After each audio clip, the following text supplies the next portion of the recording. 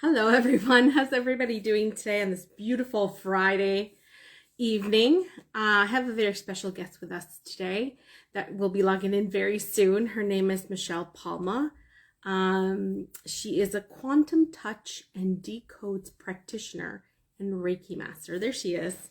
I'm going to let her in. And that worked. There we go. Hi, Michelle. Hi. How are you? Hey, long time no chat. I know. we we did a quick trial this afternoon. It was just like not even Well, 5 minutes. and Um, Mercury is in rigatoni, right? So we got to do something. yeah, no, and I'm okay doing it because it is kind of new to some people. So, and it's super easy. But once they do it, they'll be like, oh, they're so not intimidated by it. Yeah, 100%. The last time I did this, it didn't go all that well. And it was like, okay, well, we're going to resurface and come back to this. So, Yeah, just so you know, the first time I did it, we did it live 3 times. Like couldn't get on. But since then it's been pretty easy. I yeah. guess it's the first time, right? I was just telling my followers and audience that you are a quantum touch and decodes practitioner and Reiki master. Can you elaborate a little bit on that? Because I don't even know what quantum touches and decode practitioner mean. So quantum touch is healing through the breath more than anything. So bringing the breath into the body, bringing the pain or the imbalance out of the body. And decodes is probably my main modality. Um, that was what I kind of learned over COVID. This is when we take the 5 subtle bodies and we bring all of those subtle bodies together to do the healing. Because if we just do something in, let's say, the emotional body, we don't necessarily have that healing that is complete and following through with the physical body, the mental body, all the way through the morphogenetic field. So basically what decode stands for is disruption codes. So disrupting the body from the algorithm or the loop that it's in by going through the healing of all the 5 subtle bodies. Wow, wow, that's super Yeah. interesting. Yeah, no, I totally understand because I do my transformational coaching and Reiki, and I like to say that it's mind, body, and spirit. But you kind of go a little bit beyond that, right? Yeah. Yeah, I mean, and that's the thing is that sometimes it's the mental body as well. Like we don't realize the mental loops that we're in. We don't realize that we, maybe have a trauma that is from a past life that actually is part of what's going on for us. And like I can't tell you how many, especially women who I've run into who, are like, man, I've like cleared things with my mom. I've like done all this like healing work with my mom. I'm like, I have the motherline wound. And I'm like, okay, we need to go a bit deeper. Let's go back to like before this. Was your mom in another life, or was she your aunt, your grandma, your sister, your whoever, and following that line along. And we usually find that there's like some kind of a trend going on.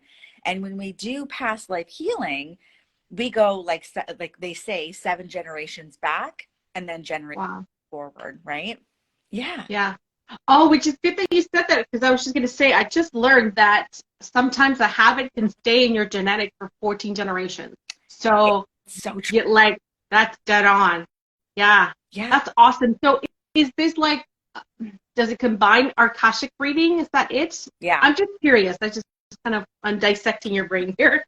Yeah. So when I do decodes work, how do I explain this? I whether I'm doing it through distance through a Zoom session or whether it's in person, and I do a lot more distance sessions than I do anything, because I deal with people all over the world in the US and so forth. I connect with their body. I proxy their body and feel what they're feeling, what's going on.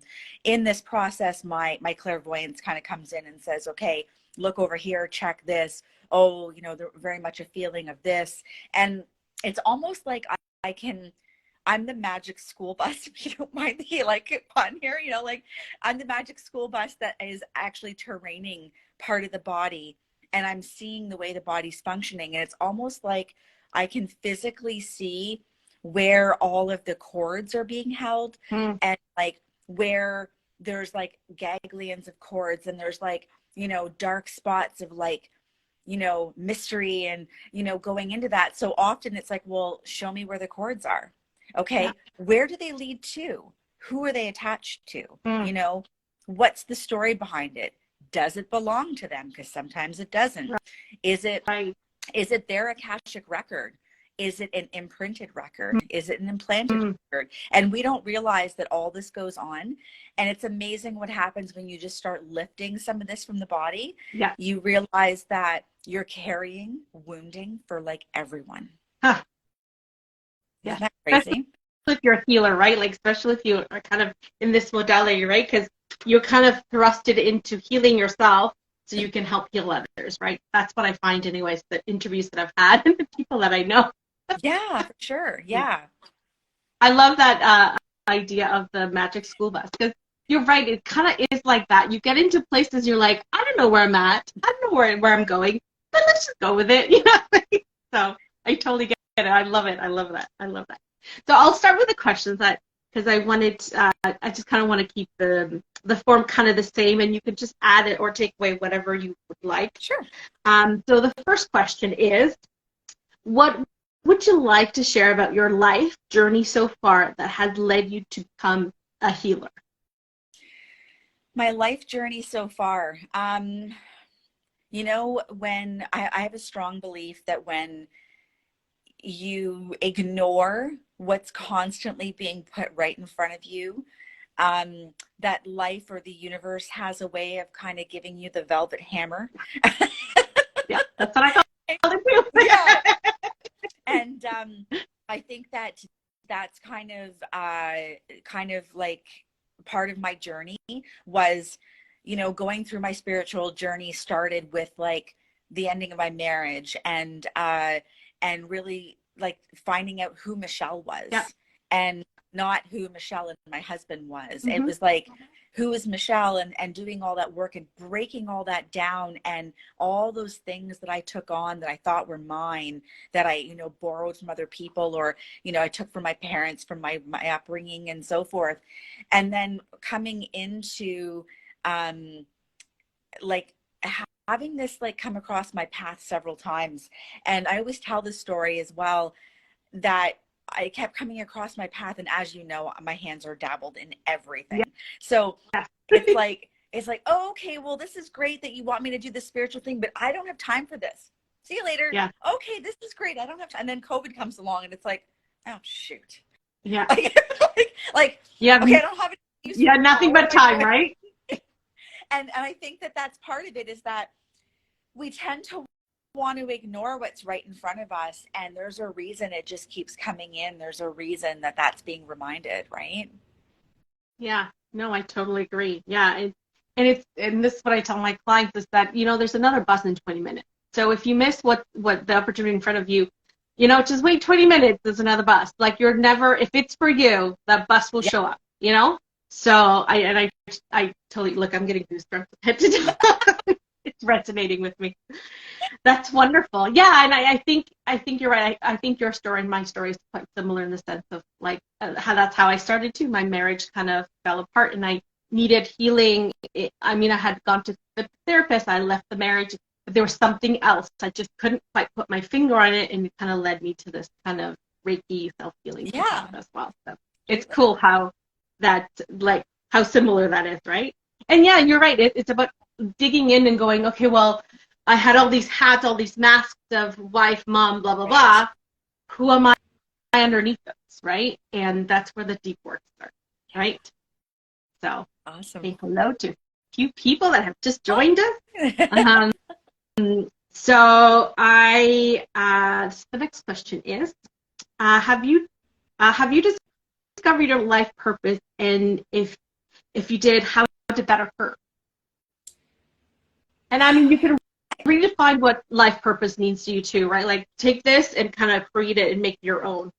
Yeah, I mean, I don't know that I believe in a life purpose. I don't know that really resonates with me. I mean, I kind of have the thought process and the mentality that there are people here who have a soul purpose. There are Mm-hmm. people here who have a collective purpose. And then there are people here who have a dual purpose. And I feel like, you know, I don't feel that that's one life purpose. I feel like it's like, okay, my purpose was, you know, part of my life, my purpose was to be a great auntie to my niece Julia. And that is what I did. And that was my purpose in that time. And now I feel like there's a purpose, and my purpose has shifted more to the collective purpose Mm. of serving others, you know, being in service to others, helping other people, living through what I lived through, taking my experiences and helping other people walk through their path too. And like, I feel like my purpose has shifted. I'm not really sure why there's, okay, someone on at the front lawn here. I'm like looking at them. I think they're going to try to deliver a pizza. That's okay. We can share. We can share pizza. You can go ahead. No, and I agree. And I think since I started this series, I've really loved the individual answers that I received about life purpose, right? And I think this is one of those questions that I want you to kind of grab it and kind of create it what you want, right? I've had healers that have talked about that their purpose is to wake up and learn, and like there's just each day is a different purpose, right? There isn't a kind of, I mean, I guess we all have kind of common one, but I think I love it when the person I'm interviewing just grabs it and kind of defines what purpose. Well, I mean, I can't help but relate that to like my life path number. My life path number is an 8, and it's very much about that leadership and about like being that leader and that motivator and like showing people and, you know, being that way shower. And I kind of feel like that's where I've been in other paths, but I found that the meaning, my desire and my heart didn't want to be there anymore. And then it was like, as I did more and more spiritual work, it was like, man, like my heart's really in this. And like when I have a session with someone and they have a major win, like frig, that makes my day. Like Oh it just yeah. makes the day that they have such movement. You know what I mean? Yes. Yeah. Yeah. I do too. You get such joy out of seeing other people succeed and their life just moving the way they're viewing it, and you're kind of helping them along, right? Because I think as a healer, as a coach, whatever you want to call it, is you see the person's path in front of you, right? And that's why you're guiding them, and to see them just kind of take those steps and just even make them greater than what your potential of you seeing them. I know it warms my heart as well. Yeah, Yeah. definitely. Yeah. Wonderful, wonderful. The next question is, what are some of the challenges you faced during your healing journey? Well, I mean, I definitely think that like most people who go through a spiritual journey, um, listening to yourself, trusting your intuition, not second guessing yourself, questioning everything. And I feel like as I kind of came into my clairs, one of my clairs that turned on, which I was pretty much after I got certified in my Reiki level 2, Mm-hmm. was my clairvoyance and my downloads and my information that would randomly come in. And let me tell you, I thought I was losing my mind. Yeah. Like, where's my voice coming from? Is that me? Who's talking to me? And I'm like, good God, maybe I'm having a mental breakdown. I don't know what's going on. And then like phasing through, like after it's like, okay, no, I'm not having a mental breakdown, but what is this? And then kind of going through, okay, like I'm being given this information from a higher source. And then it's like, well who am I to say that? Who am I? Mm-hmm. And like getting over that whole thing, it's like, and finally, like I was so like frustrated because I was so like, you know, getting the information and just kind of zipping my lips and being Yeah. like, Yeah. I Yeah. don't know if I'm going to say that because I don't know that person. Like, what is that going to mean to them? Yeah. And then finally it was like that download came in and said like, you're the channel. Yeah. Don't judge it. Stop thinking about it. It's not for you to figure out. You're just supposed to give the information. Yeah. And since that kind of came about, I was like, all right, if that's how I'm going to treat things. Now, don't get me wrong. I, I truth test by putting it up against people's resonance fields before I go say it, and kind of say, okay, if I say it this way, how are they going to receive that? Not so good. Maybe I'll find a different way to say that, or Yeah. maybe this isn't the right timing to say that to them, but maybe Mhm. I'll save that for another time. Yeah. But it's funny. It's someone in one of my testimonials, Alana, actually from Courageously Authentic, had said, Michelle is a disruptor, which is what disruption codes are. And I kind of thought to myself, I'm not here to be the fluffy love and light person.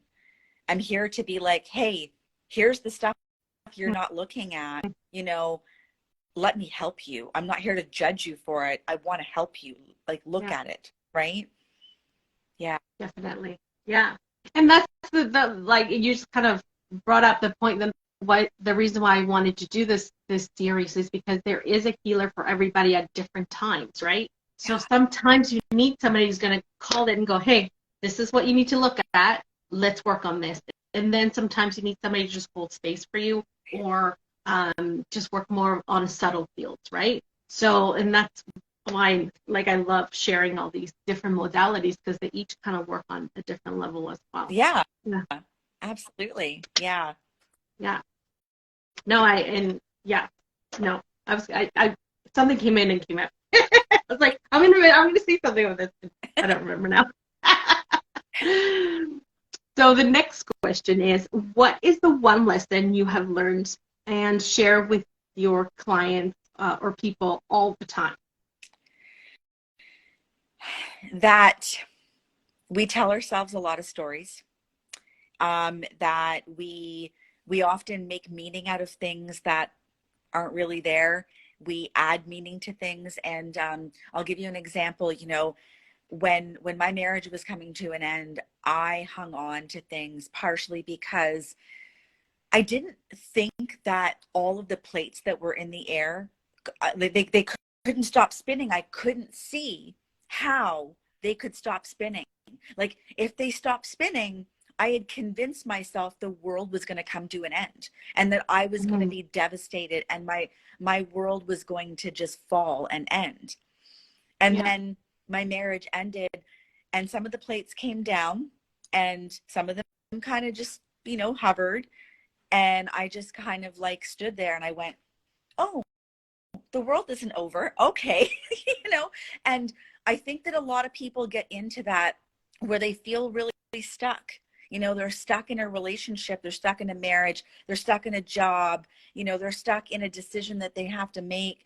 And they just keep running the rat race thinking that someday it'll change. And they made the meaning that if they stop doing something, it means something about them. And it just doesn't. Mm-hmm. It doesn't. Yeah. And we need to get over the story and realize that we were made for everything that we were given here. Mm-hmm. Right? We're prepared for everything that we were given. I always describe this to people. I say, when that beautiful soul is planted in your mom's belly, in that beautiful little embryo, and, you're taking a view of the entire life and all of the obstacles and all of the wonderful, heart fulfilling things that you're going to experience in this life. You're all the things that you need to take, all the lessons that you need to take. And then just before you're born, I always refer to this, you get the little Men in Black picture thing where they go, and all of a sudden you erase everything and you're like, where's my life book? I need my instruction manual. And you're put into this world because you're to remember on your own, you're to learn on your own, you're to experience being a human being. And that's part of it. You're prepared for everything that you're given here. Yeah. It's funny because I totally agree. 'Cause I've had many times I'm like, well, why am I learning this? Why am I stuck? And then I just like, I'm not enjoying this, right? And then I just get a picture of myself signing the contract and going, oh my God, this is gonna be so much fun. Look, I got this challenge, and I'm like, I don't know if I want to come back here again. But it's like, what did I do to myself, right? But from the perspective of Source, right, everything's just learning and fun, and curiosity and just expansion and change. And it doesn't, and things don't feel so static and so dense, right? So you're like, oh, well, I just changed this and I'll change this. No, when you're here and you feel so separate, it's not as easy, right?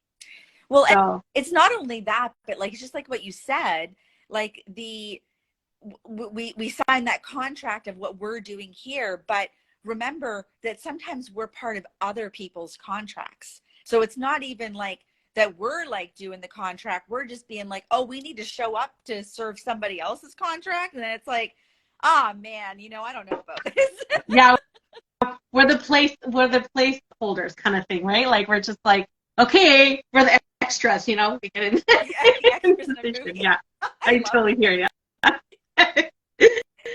All right.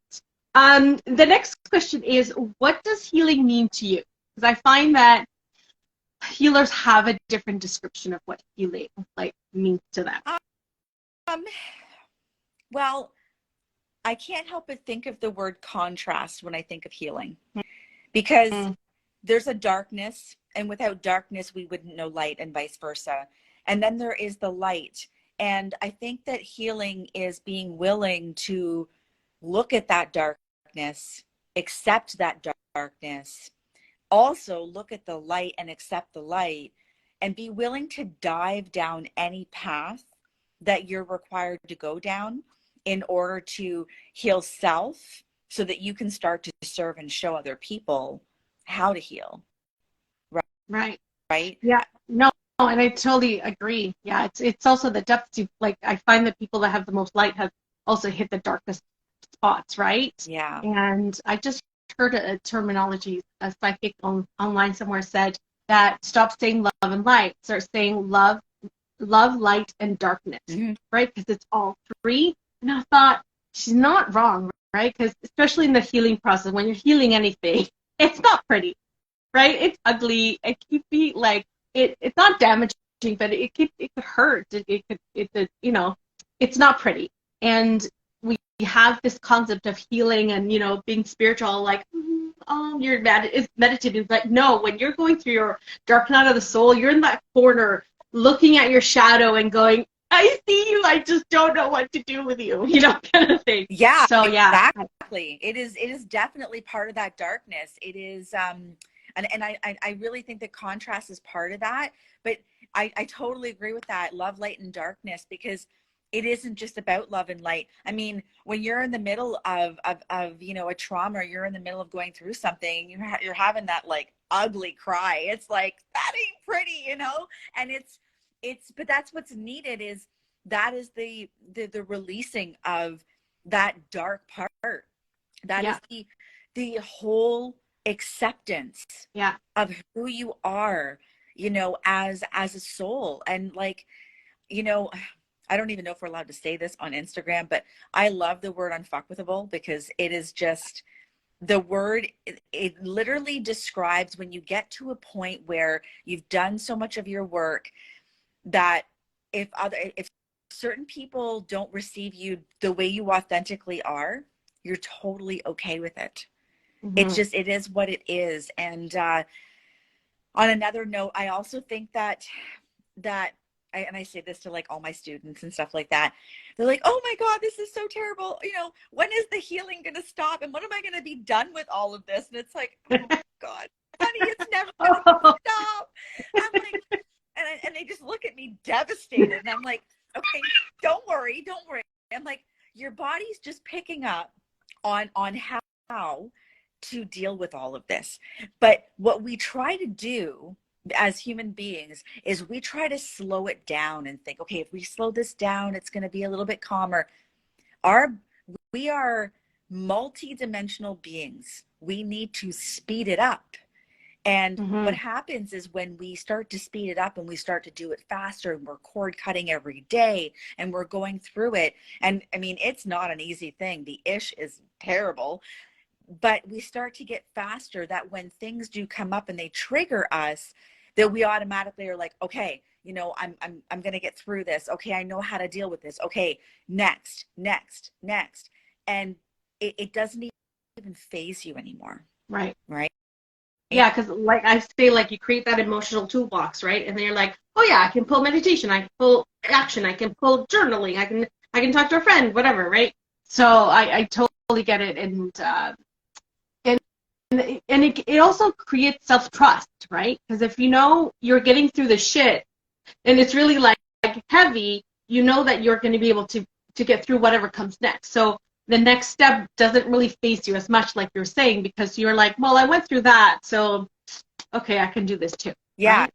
exactly. And then by the time you're through all of that, it's like, all right, bring it on. Yeah, I know how to deal with this. Done this before. Okay, great. And the thing is that when you take off a lot of that heavy stuff in the beginning, it's usually more of the lighter stuff that comes down the line, right? The layers start coming off, but you just start feeling so free Mm-hmm. and so alive when Yeah, you do your work, right?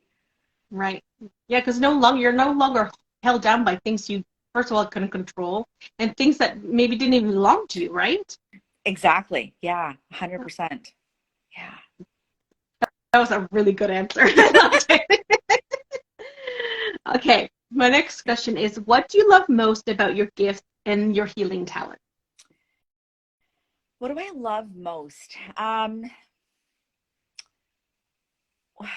You know, I I started off with Reiki, I think just like almost everybody, did the quantum touch bit. But when I really started diving into being a decodes practitioner, which was a 2-year program, the relationships that I created, the things that I've learned, the mastermind that I'm still part of that helps me learn about more about things. And what I really love is this is something that brings in the physical human body and the anatomy. So I Mm, pay attention to the anatomy of a body and the Western medicine view of what they look at. I take that into consideration, tying in spiritual work and understanding that, that, we talk about how allopathic medicine works, right? And, for example, you go to the doctor because your knee hurts.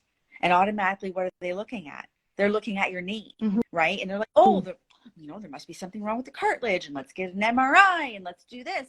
And it's like, okay, well, no, let's look at that from a metamere perspective. What else is out of balance in the body? Um, what else is sitting there? What are knees known for? They carry the burden. They carry Mhm. you everywhere you go. What's the metaphor behind that? And I just love bringing that science into that spirituality, kind of like Joe Dispenza does in a sense, but Mhm. bringing that in. And I love that. And I truly believe this, that we are multidimensional beings that have the ability to heal ourselves and any disease that we have. Yeah. Okay. And we just don't even know Yeah. yet. Okay? Just learning. I mean, you think about, what do we use? Less than 10% of our brains, right? What would happen if we used 2 or 3% more, right? Mhm. What would happen? And I just taking all of that consideration into what I do, and like layering on everything that I've learned. And like, man, let me tell you, going back to school and learning anatomy, let me tell you what that was like at 40 something years old, right? So it was like, this bone's over here, and what the heck is this? And where's the pituitary gland? And oh, okay, what's going on, right? But how does all of that tie in Yeah. to how our body is not functioning? Where are we carrying those cords and contracts? They sit in the body, right? And Mhm. I love that I can do that. And it's every new person who is either on my table or in my Zoom room, it's like, oh man, what do you got going on? Oh, this is cool. It's just a new challenge. And it's like, I'm so driven to try to help people and find different ways to help them. I just love it. I can't get enough of it. Yeah, I like it how you bring that awareness to the body that connects to also the spiritual part of Yeah. ourselves, right? That like you were talking about the different bodies, that are different bodies, right? So that's awesome. That's fascinating. Yeah. So did you have to learn like the anatomy of the whole body? Yeah, I mean, we learned about the nerves. We learned about, the major systems of the body. Like all about the glands and stuff like that. Because oftentimes a lot of things sit on nerve endings, and this is why we have so many issues, right? So, Mm. you have a lot of things that sit in the sinus cavities, and a lot of things energetically sit here too. People have a lot of things that sit on their thymus or their thyroid. Thyroid disease is definitely an energetic thing, and there's usually something sitting there that's an anchor point for something else. Oh, And wow. just understanding the energetics behind what everything does is just fascinating. Yeah, it's almost translating that emotional and spiritual body into the physical, right? It is. That's And amazing. Yeah. and like it didn't come on for me right away, like I was talking about, like kind of being the magic school bus, right? But like when you can kind of like go and proxy a body and you can feel how their kidney is functioning, like their kidneys are functioning, and know, okay, no, kidneys are not supposed to function like that. Okay, so something's off. So what is this connected to? And like, what's sitting there energetically? And then like finding out that, for example, like there's something about, and I'm still kind of tracking through all this. There's something about in women's family lines, there's something about many people being having their gallbladder removed in a family line. And we really need to understand that that's something energetic that was with that gallbladder that made it come out. Just because it comes out doesn't mean it goes away. It goes Yeah. on to the next body part, which is usually like the pancreas or the kidneys. And Yeah. so it's funny because I'm tracking like that because I have a lot of clients that have, oh, my sister has her gallbladder out and my mother had her gallbladder out. And like, what is that? And there's definitely something along the women's line that has that. And I just love finding all these different trends because it just is fascinating to me, right? Yeah. Yeah. And I think part of not the job, but uh, I think what makes a good healer is curiosity, right? Being curious that like, ooh, what does this do? And ooh, I haven't seen this before. What, just having that, not challenge, but being curious, but okay, well, if I do this, what happens, right? And that's how you Yeah. learn too, You right? sound like my mentor. Exactly. We never have conclusion. We always are curious. It's like, what's the next thing, and what if we did this? And having the body show me, if I take this cord out, what's the cascade effect on that body? What's it going to affect? Is it going to put them in an emotional spin? Because it might, right? Yeah, Yeah. yeah, no, definitely. Oh, that sounds so cool. So the next question is, how do your gifts make you unique, right? Like, how are things you've learned? And so you might have already answered that, or you might want to just add a different answer to that. So because you do certain things that are unique to you, what are those things that you do? Well, I mean, like I obviously started with Reiki. I definitely still use, Reiki. I teach it still. It's a great foundation principle for, learning symbols and doing that kind of stuff. Um, where I found a lot of uses through that Decodes program. And I feel like understanding the actual physical body part of it and being able to see that part and being able to see things like, ganglions of cords, or seeing, darknesses, or seeing, you know, like seeing things that are going to lead me in a different direction, which then ends up leading me into Akashic records to show me past lives that person might have had or their soul might have had, which then leads me to, you know, maybe even seeing imprinted records that don't even belong to them, Mm. and realizing that, like, for example, I just did a circle called Healing the Witch Wound. And part of that circle is acknowledging that there is a possibility that they were not actually part of that witch wound, that it might have been implanted or imprinted in their records to scare them off from being authentically who they are and showing all Wow. their gifts, right? Mm. So taking all of those things into consideration, and then, like tying in as well, like I have a lot of galactic history myself, so I do a lot of channeling with galactics as well. So I do get a lot of people in my Zoom room who, you know, have a heavy galactic history, are really struggling with being on this earth, Mm-hmm. really struggling with staying connected to that 1D. You know, are wondering what their 12D is and their life purpose and their life mission and their soul mission for being here. You know, a lot of those people feel like they're missing home, Yeah. and really feeling like they don't belong here. And I think more than anything, it's like when you actually connect with them and you show them that version of yourself, you kind of let them know that they're not alone, Mm-hmm. right? And understanding going into the halls of the mente and dealing with that stuff, because there's reconciliation to be done, and just all sorts of different connections to our dimensional lenses, and you know, traveling through you know, astroplaning. Like, it just takes me a different direction, and this is what I love, because when someone comes into my healing room, it's like, okay, what am I doing today? You know, I have no Right. idea. You can't do it all at once, right? No, I hear you. Yeah. Yeah. Yeah. Oh, that's amazing. Yeah. So, yeah, like you mentioned before, you have kind of your hand in all of the things. And I feel that too, like your Reiki is kind of your base. And then from that, you just kind of expanded. And I found that too, that as I did more Reiki levels, or even now as I'm 3-time master, even I like to sit sometimes in a level 1 class, because it just reignites things in you that you're like, ooh, I forgot about that, right? So you're always learning, you're always shifting. And I love that. I personally love that about Reiki, that it always comes in and goes in the best way possible. Absolutely. Yeah.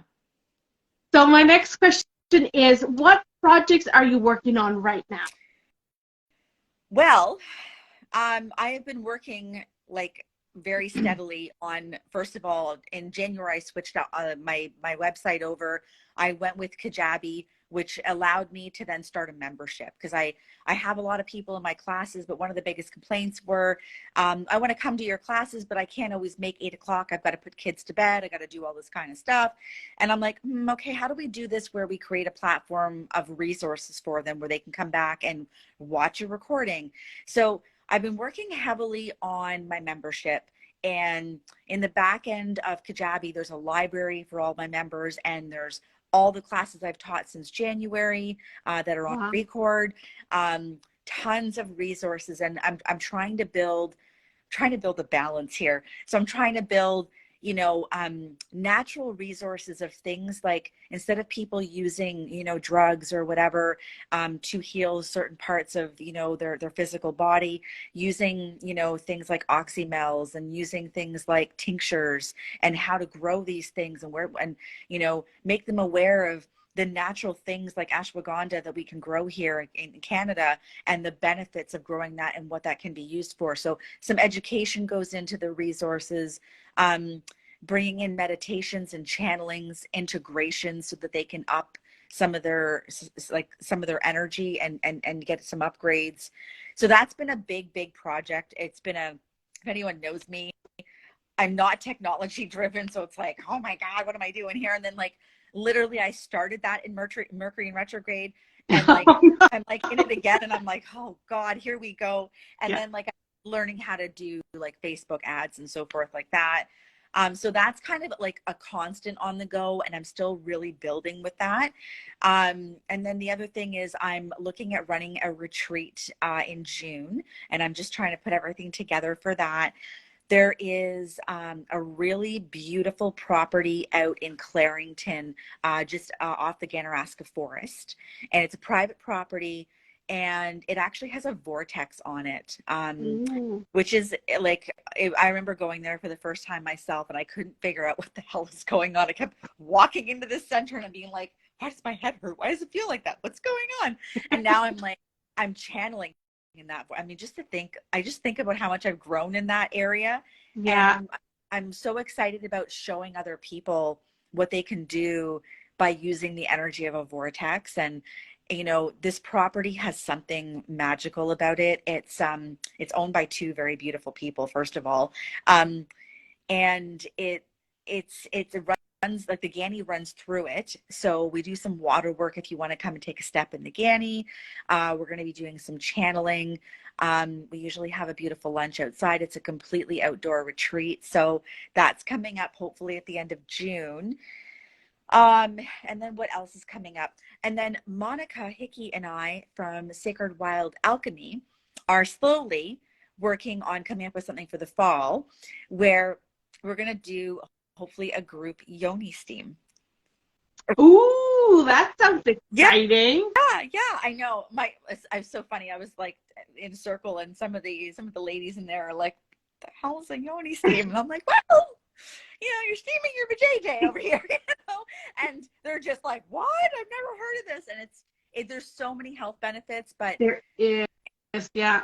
I've never done it, but I've heard, and it's the people have done it. It's like tried and true. They're like, yep, it grounds you, it clears you from head to toe, like it's detoxing, right? Well, yeah.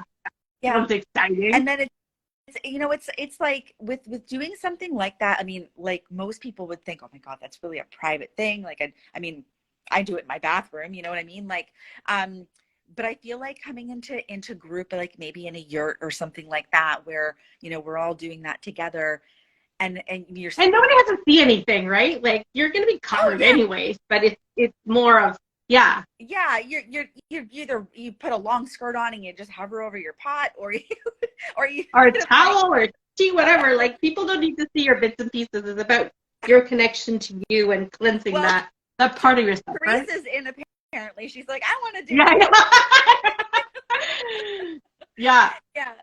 Look it up, Teresa. Yoni cleansing. You'll like it. Cool though. Like I've done it a few times myself. I've started doing it every quarter. I mean, there's cultures that have done this like every month, every cycle, and you've got to be very careful. So just make sure you follow instructions. Like you don't do this if you have an IUD, or you don't do this if you are pregnant or anything like that. Those are things you definitely don't do. But yeah, there's a lot of benefit to this, and I kind of feel like you're sitting there.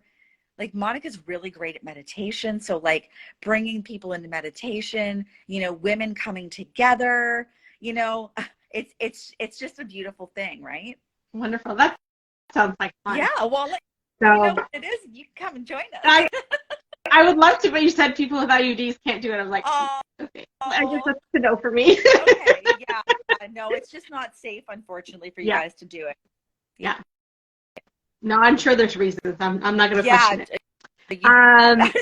Sorry, what were you going to? Just don't want to get into that. Right. So I know you mentioned a few of your services. So can you please tell us your website and what you offer on your website so that people can go there and kind of find you? So I'm purplemoonhealing.com. Okay. And on Facebook, I'm Purple Moon Healing Group, and I think on Instagram as well. And on there, my healing sessions are a combination of quantum touch, Reiki, and my decodes work.